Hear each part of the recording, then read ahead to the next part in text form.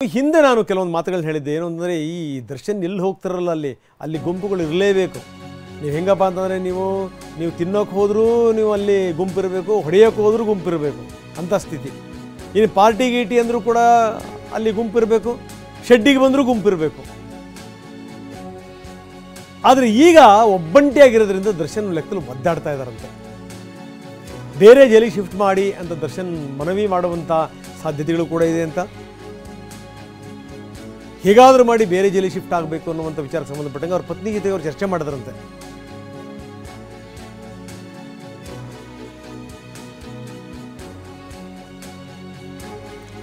ಬನ್ನಿ, ನಮ್ಮ ಪ್ರತಿನಿಧಿ ವಿನಾಯಕ್ ಈಗ ನಮ್ಮೊಂದಿಗೆ ನೇರ ಸಂಪರ್ಕದಲ್ಲಿದ್ದಾರೆ ಬೆಳ್ಳರಿಂದ. ವಿನಾಯಕ, ಗಮನಿಸಬೇಕಾದಂಥ ಸಂಗತಿ ನಾವು ಹಿಂದೆ ಹೇಳ್ತಿದ್ವಿ, ಗುಂಪಾಗಿ ಇರುವಂಥವ್ರನ್ನ ಒಬ್ಬಂಟಿಯಾಗಿ ಮಾಡಿಬಿಟ್ರೆ ಬಹಳ ಕಷ್ಟ. ಒಂದು ಲೆಕ್ಕದಲ್ಲಿ ಏನಂದರೆ, ದಿಕ್ಕು ತಪ್ಪಿರೋ ಥರ ಅವರು ಒದ್ದಾಡಿಬಿಡ್ತಾರೆ, ಮಾನಸಿಕವಾಗಿ ವೀಕ್ ಆಗಿಬಿಡ್ತಾರೆ. ದರ್ಶನ್ ಈಗ ನಡ್ಕೊಂಬಂದು ಬರ್ತಿರುವಂಥ ದೃಶ್ಯಾವಳಿಗಳನ್ನ ನೋಡಿದಂಥ ಸಂದರ್ಭದಲ್ಲಿ ಆ ದರ್ಶನ್ನ ಮೊದಲಿನ ಆ ಖದರಿತ್ತಲ್ಲ, ಅದು ಕಾಣ್ತಾ ಇಲ್ಲ. ಅದು ಅತ್ಯಂತ ಸಹಜವಾಗಿಯೇ ಆರೋಪ ಹೊತ್ತಾಗಲೇ ಮನುಷ್ಯ ಅರ್ಧ ಕುಗ್ಗಿ ಹೋಗಿರ್ತಾನೆ.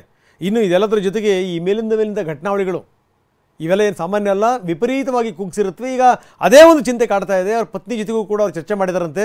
ಹೇಗಾದರೂ ಮಾಡಿ ಬೇರೆ ಜೈಲಿಗೆ ಏನಾದರೂ ಹಾಕುವಂಥ ವ್ಯವಸ್ಥೆನ ಏನಾದರೂ ಮಾಡಬೇಕು, ಇದಕ್ಕೆ ಸಂಬಂಧಪಟ್ಟಂಗೆ ಮನವಿ ಮಾಡ್ಕೋಬೇಕು ಅನ್ನುವಂಥ ನಿಟ್ಟಿನಲ್ಲಿ ಈಗ ಚರ್ಚೆ ಕೂಡ ಆರಂಭ ಆಗಿದೆ ಅನ್ನುವಂಥದ್ದು. ಇನ್ನೊಂದು ಕಡೆಗೆ ಏನು ಅಂದರೆ, ಬೇಲ್ನ ವಿಚಾರಕ್ಕೆ ಸಂಬಂಧಪಟ್ಟಂಗೂ ಕೂಡ ಪ್ರಯತ್ನಗಳು ನಡೀತಾ ಇದೆ ಅಂತ.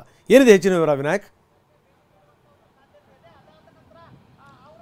ಖಂಡಿತ ರಂಗನಾಥ್, ನಟ ದರ್ಶನ್ ಈಗ ಕೊಲೆ ಮಾಡೋದಕ್ಕಿಂತ ಮುಂಚಿತವಾಗಿ ನೋಡಿದ್ರೆ ಸ್ಟಾರ್ಗಿರಿ ನೋಡ್ತಾ ಇರ್ಬೋದು. ಅವ್ರು ಬಂದಾಗ ಜನ ಸೇರುವಂಥದ್ದಿರ್ಬೋದು, ಮತ್ತು ಅವ್ರು ಎಲ್ಲೇ ಹೊರಗೆ ಹೋದ್ರು ಕೂಡ ಅವ್ರ ಹಿಂದೆ ಮಿನಿಮಮ್ ಒಂದು 50ರಿಂದ 60 ಜನ ಜೊತೆಗೆ ಇರ್ತಾ ಇದ್ರು. ಮತ್ತು ಅವರು ಯಾವುದೇ ಪಾರ್ಟಿಗಳಲ್ಲೂ ಕೂಡ ಮತ್ತು ಎಲ್ಲೇ ಹೊರಭಾಗದಲ್ಲಿ ಹೋದ್ರು ಕೂಡ ಸಾಕಷ್ಟು ಜನ ಇರ್ತಾ ಇದ್ರು. ಆದರೆ ಈಗ ರೇಣುಕಾಸ್ವಾಮಿ ಕೊಲೆ ಪ್ರಕರಣಕ್ಕೆ ಸಂಬಂಧಿಸಿದಂತೆ ಪರಪ್ಪನಗರದಲ್ಲಿದ್ದಾಗ ಅವ್ರ ಜೊತೆಗೆ 17 ಜನರ ಟೀಮ್ ಕೂಡ ಇತ್ತು. ಅಂದರೆ 17 ಜನ ಆರೋಪಿಗಳಿದ್ರು.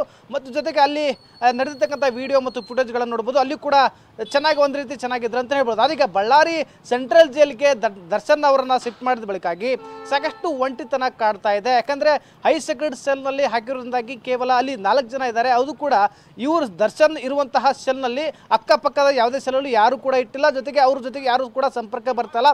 ಕೇವಲ ಅವರು ಒಬ್ಬರೇ ಆ ಸೆಲ್ ಇರುವಂಥ ಪರಿಸ್ಥಿತಿ ಇರುವಂಥದ್ದು. ಹೀಗಾಗಿ ಅವರು ಏನೋ ವಿಜಯಲಕ್ಷ್ಮಿ ಅವರು ಬಂದ ಸಂದರ್ಭದಲ್ಲಿ ಕೂಡ ಇದೇ ವಿಚಾರವನ್ನು ಅವರ ಮುಂದೆ ಚರ್ಚೆಗೆ ಮಾಡಿರುವಂಥದ್ದು. ಅಂದರೆ ಪ್ರಮುಖವಾಗಿ ಅವರಿಗೆ ಈ ಜೈಲ್ ಅವ್ರಿಗೆ ಒಗ್ತಾ ಇಲ್ಲ. ಯಾಕಂತಂದರೆ ಇಲ್ಲಿರ್ತಕ್ಕಂಥ ಕಠಿಣಾತಿ ಕಠಿಣ ಶಿಕ್ಷೆ, ಅಂದರೆ ಇಲ್ಲಿರ್ತಕ್ಕಂಥ ನಿಯಮಗಳು, ಜೈಲಿನ ನಿಯಮಗಳನ್ನು ಕರೆಕ್ಟಾಗಿ ಪಾಲನೆ ಮಾಡ್ತಾ ಇದ್ದಾರೆ.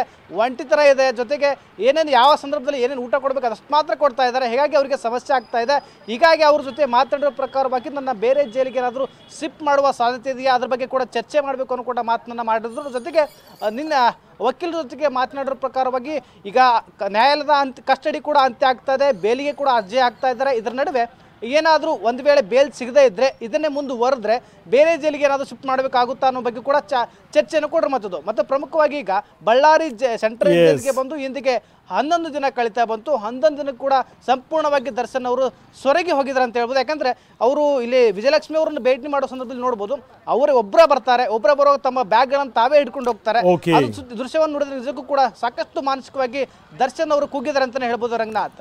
ಓಕೆ ವಿನಾಯಕ್, ಧನ್ಯವಾದ ತಮ್ಮೆಲ್ಲ ಮಾಹಿತಿಗೆ.